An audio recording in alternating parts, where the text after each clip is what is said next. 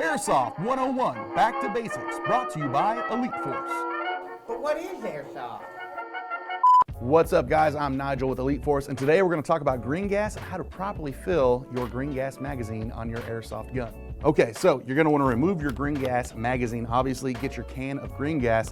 The first thing that I want to touch base on that I see people get wrong a lot of times is that you want to make sure your can of green gas is upside down. Oftentimes you'll see guys leave it up on a table and try to load their magazine like this. What's happening is this is a gas, you want it to actually liquidize, and by that I mean you want to turn it upside down so it turns to liquid so it goes into your mag and expands in your mag, as opposed to only venting off the gas from here. You want the liquid in your mag to get a proper fill. Is that right? I mean, technically, that's why we do it like this. So yeah, that's why we do it like this. You actually want to transfer the gas in a liquid form into the magazine so it becomes its own thing. What's the best word on that? Let's get into science, dude. Yeah, because well, technically, yeah, HF134 is straight up and down as much as you can. You don't want to be off an angle. You don't want to bleed off any excess gas or liquids. And then my theory, a lot of people like to get a very full mag, so you'll see a lot of people just hammering it down on there. Just getting the pressure. You'll hear the hiss of the transfer of the gas going into your magazine valve. And you'll see a lot of people just hold it down like this for a long, long time. I don't necessarily believe in that method. It is effective. It will work. I think it might be a little bit, might be working a little harder than what you really need to. My method is I like to get it up and down, hold, I'll count to 5 in my head,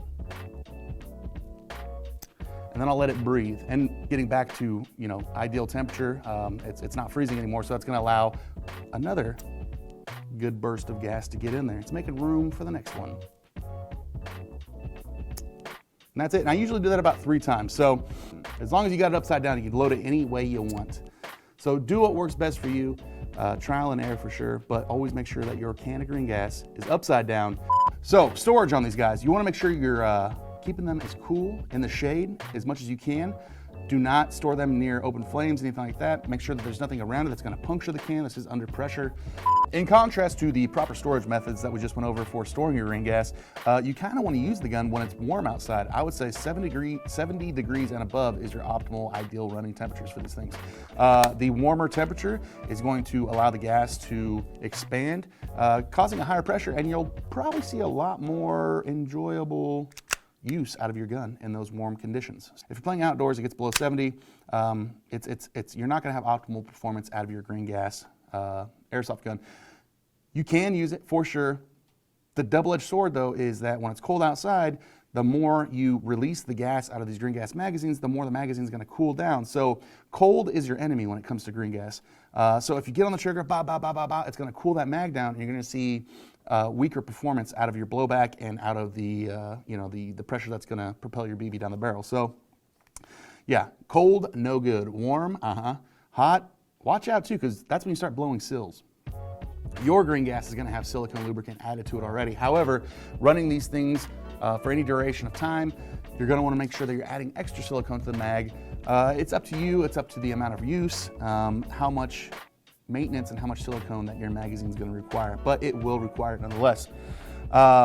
Ideally, if you put a couple drops of silicone into your fill valve, that will ensure that silicone gets into your gas reservoir inside the mag, and that'll pretty much do the job. It's going to get your top gasket lubricated, and then that lubricant that's inside your magazine is going to get all the way up into your valves and things inside the guns and the internal operations. So as long as you're getting it there, you're good to go. But if you want to do a very thorough job, I would say 1 drop in the fill valve.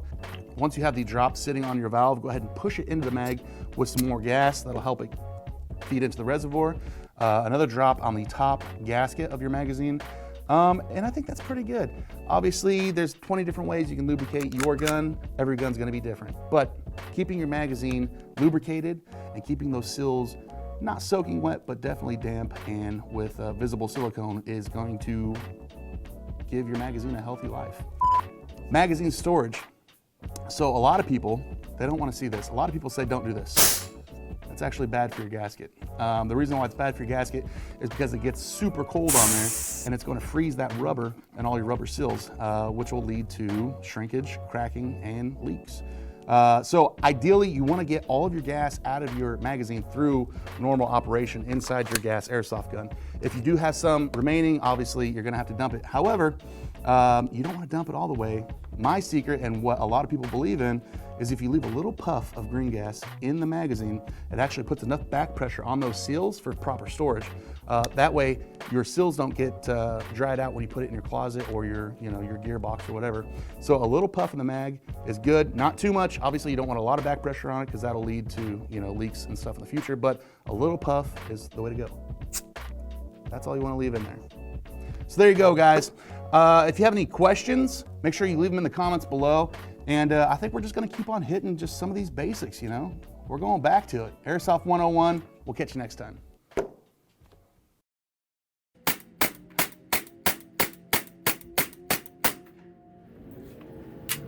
You know how handy a speed loader would be right now? Just saying. And ready when you are.